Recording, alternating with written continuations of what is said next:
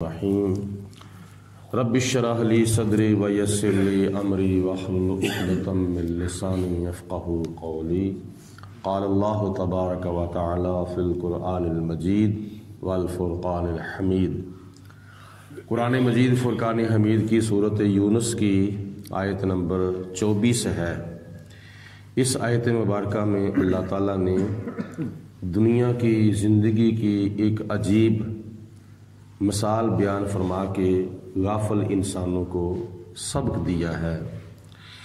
اللہ پاک نے ارشاد فرمایا انما مثل الحیات الدنیا، دنیا کی زندگی کی مثال تو ایسی ہے کما ان انزلناہ من السماء، جیسے ہم نے آسمان سے پانی اتارا بارش کی شکل میں، فاختلط بہ، تو اس پانی کے سبب پھر گھنی ہو گئیں نبات الارض، زمین کی پیداوار، مما یاکل الناس، تو اس میں سے انسان بھی کھاتے ہیں، والانعام، اور چوپائے یعنی جانور بھی کھاتے ہیں، حتی اذا اخذت الارض، یہاں تک کہ زمین نے جب پکڑ لی زخرفہا، اپنی خوبصورتی، و زینت، اور خوب جب زمین آراستہ ہو گئی، وظن اہلہا، تو اس کے جو مالک تھے انہوں نے یقین کر لیا، انہم قادرون علیہا، کہ بے شک وہ اس کے اوپر اب مکمل طور پر قادر ہو گئے ہیں، اتاہا امرنا، تو اچانک ہمارا حکم آ گیا اس فصل کے اوپر، لیلاً، رات کے وقت میں، او نہاراً، یا دن کے کسی وقت میں، فجعلناہا حصیدا، تو اس فصل کو ہم نے کٹی ہوئی کر دیا، کألم تغنا بالامس، جیسے ایک دن پہلے یہاں کچھ بھی نہیں تھا، کذالک، اسی طرح، نفصل الآیات، ہم تفصیل کے ساتھ قرآن پاک کی آیتیں بیان کرتے ہیں، لقوم یتفکرون، اس قوم کے واسطے جو قوم غور و فکر کرتی ہے۔ اس آیت مبارکہ میں اللہ پاک کی ذات بابرکات نے یہ سبق دیا ہے کہ دنیا کی زندگی کی مثال جو ہے وہ تو ایسی ہے جیسے ہم نے آسمان سے پانی نازل کیا، اور اس پانی کی وجہ سے پھر جب زمین کی گھنی ہوئی پیداوار ہوئی، فصل ہوئی، باغ باغیچے سرسبز و شاداب ہو گئے، اور وہ درخت جو تھے وہ لہلہا رہے تھے، پھر ان کو پھل بھی لگ رہے تھے، پھول بھی لگ رہے تھے، خوب جب سرسبز و شاداب ہو گئی تو اس کی پیداوار سے اس زمین کے مالک جو تھے وہ دنیاوی فائدہ اٹھانے لگ گئے، اور اتنے اس فائدے کے اندر وہ مشغول اور مصروف ہو گئے کہ انہوں نے آخرت کو نظر انداز کر دیا۔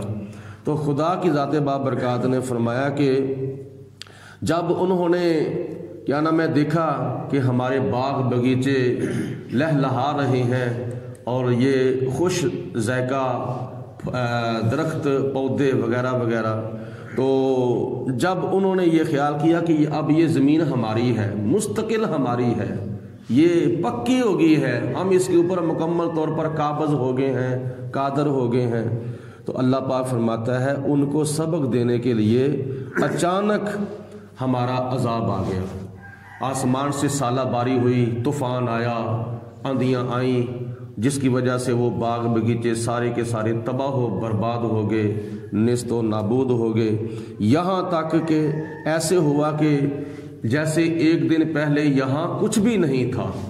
تو اللہ پاک نے ارشاد فرمایا کہ یہ مثال جو ہے وہ ہم غافلوں کے لیے بیان کرتے ہیں، یعنی قرآن پاک کی آیات میں اس طرح کی مثالیں ہم کھول کھول کر بڑی تفصیل کے ساتھ بیان کرتے ہیں ان کے لیے جو غور و فکر کرتی ہے، جو قوم غور و فکر کرتی ہے۔ تو اللہ پاک کی ذات بابرکات نے ہمیں حقیقت میں سبق دیا ہے کہ یہ دنیا کی زندگی ایسی ہے جیسے پانی کا بلبلا ہے۔ تم خیال خام میں رہتے ہو کہ ہم یہ کریں گے، ہم وہ کریں گے، 100 سال کی امیدیں بندہ لگا کے بیٹھ جائے تو پھر کوئی پتہ نہیں۔ ہمارے بزرگ فرمایا کرتے تھے، آگاہ اپنی موت سے کوئی بشر نہیں، سامان 100 برس کا پل کی خبر نہیں۔ پل کیا ہوتا ہے؟ جیسے آنکھ جھپکی جاتی ہے، یہ پلک ماری جاتی ہے، تو آنکھ جھپکنے کے اوپر کتنا ٹائم لگتا ہے؟ 1 سیکنڈ بھی نہیں لگتا۔ آنکھ جھپکنے کے اوپر 1 سیکنڈ بھی نہیں لگتا۔ تو تم 100 سال کی لمبی لمبی امیدیں لگا کے بیٹھے ہوئے کہ ہم 10 سالوں تک یہ کام کریں گے، 20 سالوں تک یہ کام کریں گے، 50 سالوں تک یہ کام کریں گے۔ اللہ پاک فرماتا ہے کہ تمہیں یہ بالکل خام خیالی ہے، تمہارا گمان غلط ہے، تمہارا خیال بالکل باطل ہے۔ تمہیں تو ایک آنکھ جھپکنے کی بھی امید نہیں ہونی چاہیے۔ پتہ نہیں آنکھ بند کی ہے، کھولنی نصیب ہونی ہے یا نہیں۔ اگر کھولی ہے پتہ نہیں بند کرنی نصیب ہونی ہے یا نہیں۔ سانس اندر ہے پتہ نہیں باہر آنا ہے یا نہیں۔ باہر آیا ہے پتہ نہیں اندر جانا ہے یا نہیں۔ بیٹھے ہو تو پتہ نہیں تمہیں اٹھنا نصیب ہونا ہے یا نہیں۔ لیٹے ہو پتہ نہیں تمہیں اٹھ کے بیٹھنا نصیب ہونا ہے یا نہیں۔ کسی وقت بھی بندے کی اجل جو ہے وہ آ سکتی ہے۔ تو بہتر یہ ہے کہ یہ فکر کرتے ہوئے اپنی آخرت کو، اپنی عاقبت کو، اپنی قبر کو، اپنی حشر کو زیادہ سے زیادہ سنوارنے کی کوشش کی جائے۔ اللہ پاک نے ارشاد فرمایا کہ جو اس مثال سے سبق حاصل کر لیتے ہیں تو ان کے لیے کیا ہے؟ واللہ یدعو الی دار السلام، اور اللہ تعالیٰ تو لوگوں کو سلامتی والے گھر کی طرف بلاتا ہے۔ اب اللہ تعالیٰ آواز تو کسی کو دیتا نہیں ہے، یہ کلام اللہ پاک نے اپنے پیارے محبوب آخری نبی آخری رسول حضرت محمد مصطفیٰ صلی اللہ علیہ وسلم پر نازل کیا، اور نبی پاک علیہ الصلوۃ والسلام نے بلایا لوگوں کو، فرمایا کفر کو چھوڑ دو، اسلام کی طرف آ جاؤ، اور شرک کو چھوڑ دو، اسلام کی طرف آ جاؤ، جہنم کی طرف جانے کی بجائے جنت کی طرف آ جاؤ، تباہی و بربادی کی طرف جانے کی بجائے اچھائی اور بلائی کی طرف آ جاؤ، گناہوں کو چھوڑ دو اور نیکیوں کی طرف آ جاؤ۔ یہ نبی پاک علیہ الصلوۃ والسلام نے بلایا، اور خدا نے قرآن پاک میں فرمایا کہ میرے محبوب کا بلانا میرا ہی بلانا ہے، میرے محبوب علیہ السلام کی اطاعت میری اطاعت ہے، میرے محبوب علیہ السلام کا بولنا میرا ہی بولنا ہے۔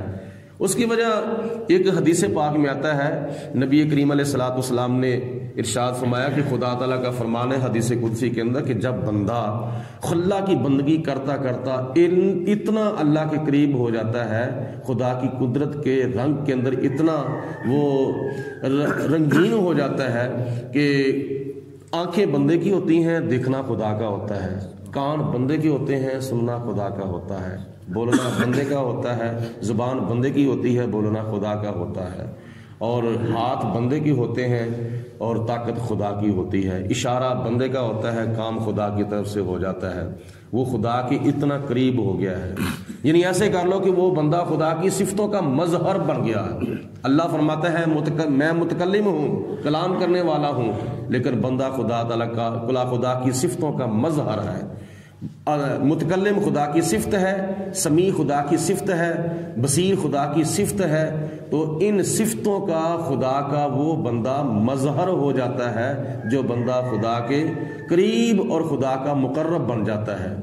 تو یہ اللہ تعالیٰ کے پیارے ولی، غوث، قطب، ابدال، صحابہ، تابعین، بلکہ آدم علیہ السلام سے لے کر حضرت عیسیٰ علیہ السلام تک تمام نبی، رسول، پیغمبر خدا کی صفتوں کے مظہر ہیں، اور نبی پاک علیہ السلام خدا کی صفات کے بھی مظہر ہیں، خدا کی ذات کے بھی مظہر ہیں۔ تو اس لیے اللہ کے پیارے محبوب علیہ السلام کا بلانا اللہ کا بلانا ہے۔ وَيَهْدِي مَن يَشَاءُ، اور اللہ تعالیٰ جس کو چاہتا ہے ہدایت عطا فرماتا ہے، کس کی طرف؟ اِلَىٰ صِرَاطٍ مستقیم، سیدھے راستے کی طرف اللہ پاک جس کو چاہتا ہے ہدایت عطا فرماتا ہے۔ لِلَّذِينَ أَحْسَنُوا الْحُسْنَىٰ، اللہ پاک فرماتا ہے کہ ان لوگوں کے لیے اچھی جزا ہے جو لوگ نیک عمل کرتے ہیں۔ احسنوا، جو لوگ احسان کرتے ہیں، جو لوگ نیکوکار ہیں، ان کے لیے اچھی جزا ہے۔ وزیادتن، اور اس جزا سے بھی زیادہ جزا اللہ پاک ان کو قیامت کے دن عطا فرمائے گا۔ یہ کتنی خدا تعالیٰ کی ذات بابرکات کی مہربانی ہے کہ اگر ہم ایک نیکی کرتے ہیں، اللہ پاک اس ایک نیکی کا بدلہ 10 نیکیوں کے برابر دنیا کے اندر عطا فرماتا ہے، اور قیامت کے دن اللہ پاک 70 سے لے کر 700 سے بھی زیادہ تک اللہ پاک نیکیوں کا بدلہ عطا فرمائے گا۔ یہ خدا کی کتنی مہربانی ہے کوئی دنیا کے اندر کسی کارخانے کا، کسی فیکٹری کا مالک جو اپنے مزدور سے کہے کہ تم ایک دیہڑی میرے کارخانے میں لگاؤ، میں تمہیں 10 دیہڑیوں کی مزدوری دوں گا؟ ہے کوئی ایسا بندہ؟ نہیں۔ یہ خدا کی ذات بابرکات کی مہربانی اور اللہ تعالیٰ کی کرم نوازی ہے کہ اے میرے بندے، تو میرے قریب آ، میری رحمت اور میرا فضل آگے بڑھ کر تیرا استقبال کرے گی۔ تو خدا فرماتا ہے تم ایک نیکی کرو گے، میں دنیا کے اندر بھی اس کی جزا عطا فرماؤں گا، آخرت میں بھی اس کی جزا عطا فرماؤں گا۔ دنیا اور آخرت میں جزا عطا فرمانے کا فرق یہ ہے کہ دنیا کے اندر 10 نیکیوں کے برابر جزا عطا فرماؤں گا، اور آخرت میں ایک نیکی کے بدلے 70 سے لے کر 700 تک نہیں، بلکہ 700 سے بھی زیادہ تک نیکیوں کا میں تمہیں ثواب اور اجر اور صلہ عطا فرماؤں گا۔ اللہ تعالیٰ ارشاد فرماتا ہے کہ وَلَا يَرْحَقُ وُجُوهَهُمْ قَتَرٌ، اور قیامت کے دن ان نیک لوگوں کے چہروں کے اوپر سیاہی نہیں چھائے گی۔ ان لوگوں کے چہرے قیامت کے دن سیاہ نہیں ہوں گے۔ کون؟ جو نیکوکار ہیں۔ اور ولا ذلتن، اور نہ ہی ان کے اوپر قیامت کے دن ذلت سوار ہوگی، نہ ہی وہ قیامت کے دن ذلیل ہوں گے۔ اولئک اصحاب الجنت، یہ لوگ قیامت کے دن اللہ پاک کے فضل سے جنت میں داخل ہوں گے، اور جب داخل ہوں گے تو پھر کیسے داخل ہوں گے؟ ہم فیہا خالدون، وہ جنت کے اندر ہمیشہ ہمیشہ کے لیے رہیں گے، کبھی بھی باہر نہیں نکالیں گے جائیں گے۔ اللہ پاک ان کو ہمیشہ کے لیے جنت میں ہی داخل فرما دے گا۔ اور ان کے مد مقابل وہ بدبخت لوگ والذین کسبوا السیئات، جو دنیا کے اندر برائیوں کی کمائی کرتے رہتے ہیں، گناہوں کی کمائی کرتے رہتے ہیں، چوریوں کی، ڈکیتیوں کی، شرابوں کی اور جوے بازی اور اس طرح کہ مطلب ہے کہ ذخیرہ اندوزی وغیرہ وغیرہ، جو اللہ تعالیٰ کا بھی حق ادا نہیں کرتے، اللہ تعالیٰ کے بندوں کا بھی حق ادا نہیں کرتے، بلکہ حق مارتے ہیں۔ اللہ پاک فرماتا ہے جو برائیوں کی کمائی کرتے ہیں، جزاء سیئات بمثلھا، ان کو اس کی مثل بری ہی جزا اور برا ہی بدلہ جو ہے وہ دیا جائے گا۔ وَتَرْحَقُهُمْ ذِلَّةٌ، اور ان کے اوپر قیامت کے دن ذلت اور رسوائی جو ہے وہ سوار ہوگی۔ مَا لَهُمْ مِنَ اللَّهِ مِنْ عَاصِمٍ، اور قیامت کے دن اللہ تعالیٰ سے ان کو کوئی بھی بچانے والا، کوئی بھی چھڑانے والا نہیں ہوگا۔ كَأَنَّمَا أُغْشِيَتْ، گویا کہ ایسا ہوگا کہ جیسے چھا جائے گی، ان کے چھا جائے گا وجوہہم، ان کے چہروں کے اوپر، کیا کہتے ام من اللیل مظلما، رات، کالی رات کا جو ٹکڑا ہے اس ٹکڑے کے ساتھ ان کے چہروں کو قیامت کے دن ڈھانپ دیا جائے گا۔ مطلب یہ ہے کہ جیسے رات کالی ہوتی ہے اس طرح ان کے چہرے جو ہیں وہ قیامت کے دن کالے ہو جائیں گے۔ تو یہ بھی ایک بہت بڑی ذلت ہے، اور نتیجہ ان کا کیا نکلے گا؟ اولئک اصحاب النار، یہ لوگ وہ ہیں جن کو خدا تعالیٰ قیامت کے دن جہنم کے اندر پھینکے گا۔ ہم فیہا خالدون، وہ جہنم کے اندر ہمیشہ ہمیشہ رہیں گے۔ اللہ پاک